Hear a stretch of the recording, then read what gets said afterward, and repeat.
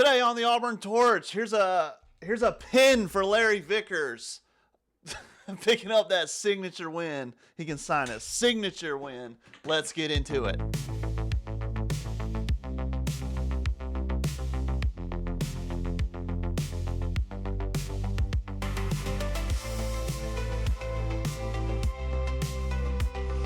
Well. I told you guys it would be a tall task, a difficult order, a really tough game for Auburn women's basketball. And like I said, what that means is when you do, if Auburn does get that win, it is one to celebrate. So celebrate. Auburn did pick up a huge, we'll get into later a little bit of why I think it really was huge. Rivalry win over Alabama. Alabama women's basketball is good this year. They were 17-1 entering the game. The only loss was to South Carolina. Right? There's no shame in that one. They had a top 10 win over Kentucky, but Auburn. Honestly, here we will get into it. But Auburn, honestly, it's on auburntorch.com. Our kind of rundown of how it happened. Auburn really beat Alabama at their own game.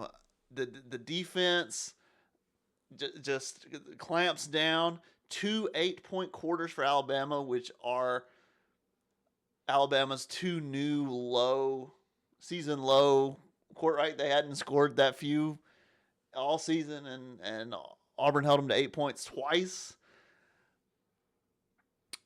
Clutch down the stretch. Here, let's podcast listeners, we're getting visual. I do want to take a look at really the play of the game for me. The winner, let me turn this down. The game winner in a lot of ways, and that's Soraya drawing the charge here at the end. There's a lot more that went into the game, a lot more that went into the win, and we're breaking that down at auburntorch.com. But here, watch this play. Here's Soraya on the inbound. Carly Weathers for Alabama is inbounding. Soraya is on her, sticks to her like glue, comes around actually through an off-ball screen, it looks like to me from this angle. The ball comes back to Weathers. Weathers drives to the basket, and Soraya, good defense, good body positioning, pushes her all the way up under the basket where there's no shot, right under the basket. So she has to dish out to Timmons out here on the opposite wing, back across this part of the floor. And then here's the decision she made. Timmons is driving. Soraya is sticking to Weathers like glue. I mean, you had to know, in the huddle, Soraya was knew that Weathers was hers, like shut down Weathers, right? Stick to her like glue. But she makes the call to slide over, set her feet, and take the charge. So there's two split second decisions here, right? It's one, I'm gonna play help defense. You have to make that decision, and then two, you have to make the decision, I'm gonna plant my feet and I'm gonna not foul and might draw a charge or at least get in her way. Instead, so she decides not to leap. She decides to plant her feet. A lot of decisions go into that one, and it interesting because I didn't even notice this at the time, but Soraya turned the ball over just prior. That I knew there was a turnover, a pretty rough one, with less than 30 seconds to go. I think 15 seconds left. The shot clock was off, and Auburn had a 2-point lead and turned it over. When they just needed to draw an intentional foul. Kept running away from Alabama when they could have got intentional fouled and threw away a turnover. So that's what Marquise said this morning. Next play mentality. Here's also another angle of her setting her feet and drawing the charge. Next play mentality. She was part of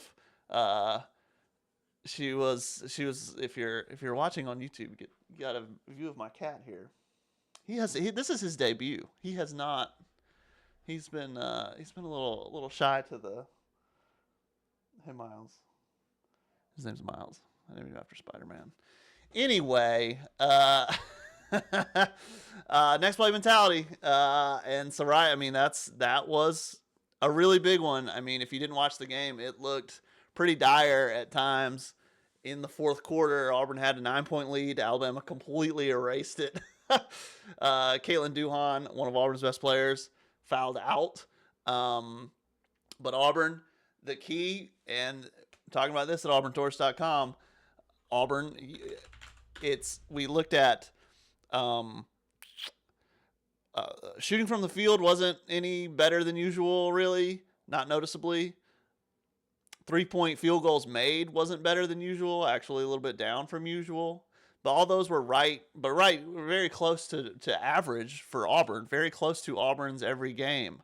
But the difference was, and I put this in there, you already know what it is, free throws. They hit 10 for 10 from the foul line in the fourth quarter. And that can win you games, man. That can win you games. 8 for 8 in the last 5 minutes. So let's hear from Larry Vickers, the man of the hour, who picked up the win.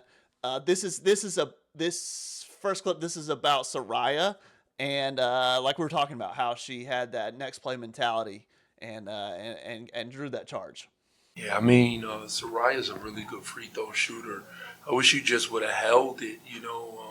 Sometimes, in situations like that, I guess they don't understand how much I trust them at that point.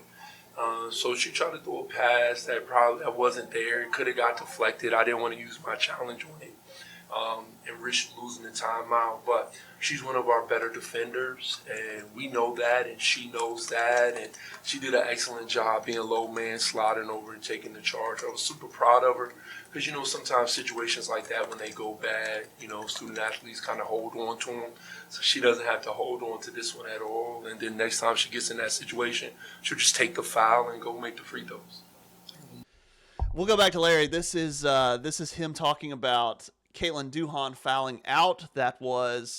She had 4 fouls early in the fourth. There was a tactical decision of how long do you sit Caitlin. He brought her back in pretty early, and she ended up fouling out with 6 or 7 minutes left with a pretty needless backcourt foul, which is not what you want to see, and he talks about that. They'll coach that up. But here's Larry Vickers one more time. Well, it was kind of next man up mentality. The first time I subbed her, they went on a nice little run as soon as she came out, and I was like, you just got to roll the dice.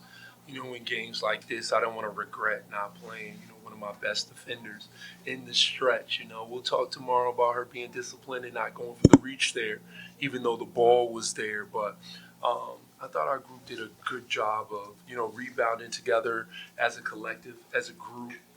Kate's somebody that wins a lot of 50-50 balls for us. But I thought after that, everybody kind of went in and kind of picked up all that energy. And she was standing the whole time on the bench, still trying to do her version of coaching on the sideline, whatever version that is. But, I'm proud of that group that went out. We were a little smaller. But they did a good job rotating, talking, being there on the catch, and making them really work. I wanted to point out that it goes without saying it goes without saying how important it is to beat Alabama, obviously, right? It goes without saying what the rivalry means.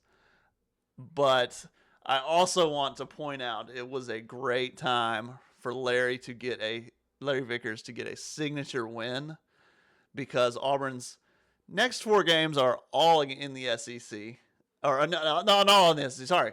All nationally ranked opponents. Vanderbilt's number 5. Oklahoma's number 13. South Carolina is freaking South Carolina. Ole Miss is ranked. Still down the schedule is LSU, top 10 team. Kentucky is also a top 10 team this year. They're on the schedule. It is going to be tough sledding for Auburn. It is still a year 1. But for I gotta say, for Vickers to have gotten this, you don't know how many of those. Right now the game is just how many of those can we poach, just like we got this one. How many of these can we play lockdown defense and poach a win and steal one? How many can we steal? Um, you know, from a realistic perspective, you don't know how many that is. It may not be any, right? But so to really the record, um, it's gonna be a year one, right? And to have this one in the pocket, to have the win over Alabama, really will do wonders for a first year head coach. And here's another clip of Larry Vickers one last time. Here he is explaining how he knew and why he knew uh, the importance of the rivalry game. Sure. Uh, my first alumni call, Dewana Bonner, said, Coach, y'all going to be any good? I had to be politically correct. And then she said, I don't care what you do, just beat Alabama. So I was glad we were able to check that box for her today. They asked for one thing, that alumni group. And, Brett had an interesting stat for me for the last 12 years. I'll ask him what it is tomorrow, but I'm excited. I am excited to get this W. I know how important this rivalry was. I love that song at the end. I'm going to have to get the words as we kind of move forward. He's talking about at the end there, reverse rammer jammer. I gotta learn the lyrics to that song. And one of you guys should tweet him. Let him know the lyrics, and send me the lyrics. And if you all caps that last line, that's your business. You can do that. Big time, something to celebrate. So if you're an Auburn fan, celebrate it. Big time win, and just big for the program for a first year coach to get that signature win, right? Signature, signed, sealed, and delivered. Hey, busy weekend this weekend. We've gone over it already. I do want to share one thing with you before I go. This is kind of a no-brainer thing, and a new thing though. On these daily emails, I'm sending out this podcast every weekday, at least right now. That's the plan. As long as you all, the dear listener, likes it. I'm starting to include all sports calendar for Auburn. So if you are watching on YouTube or listening on Spotify, go to auburntorch.com and type in your email address, and this gets sent every morning directly to subscriber inboxes, but not just subscribers, like paid subscribers. We also have free subscribers. Basically, if you get on the email list, right? Get on the email list, and every morning when I send, this is all free, right? This is all for the videos and the audio are free, and so you get a free email. Whoever's on the free list gets this email, and on it I'm going to include, starting now, and hopefully we can make this a consistent thing, the all sports schedule for that day or the next few days. And I might regret this in February when there's 5 things a day, but I'm trying to include the time, the place. I included men's basketball for now. Whatever. I just want to be able to say all sports calendar, not just, I guess I could just do Olympic sports calendar, but if you're getting this email, we might as well put men's basketball and football on the thing, I guess. Links to where the game's going to be. If it's on TV, it lists it, but also a link, like when it's on ESPN, it's a link to the Watch ESPN stream for tennis, sports like that, who have online streams, direct links to the streams. So all in your inbox, right there in your email, every day. The plan is you can just pull this up and take it, and you're like, oh well, how do I, tennis started. How do I watch that? Just pull up your email and there's a link right to it. So whole schedule. Again, this free service. This is just free. Just go to auburntorch.com and get on the email list. Type in your email, and then you can consider becoming a paid subscriber down the road and joining us. Come join us. You can be a winner too. Trademark pending on that one. All right, I'm gonna go ahead and go. I am trying to catch swimming later this morning, and then there's tennis all weekend long, and then gymnastics on Sunday. We'll be tuned in, so join me on Twitter. We'll be live tweeting that one. It's a road meet, and it'll be fun. So let me get out of here and head up to swimming. You guys have a great weekend, and plug in your email and get all the latest from the Auburn Torch all weekend long, and between now and then, and then we'll be back with another episode of this on Monday.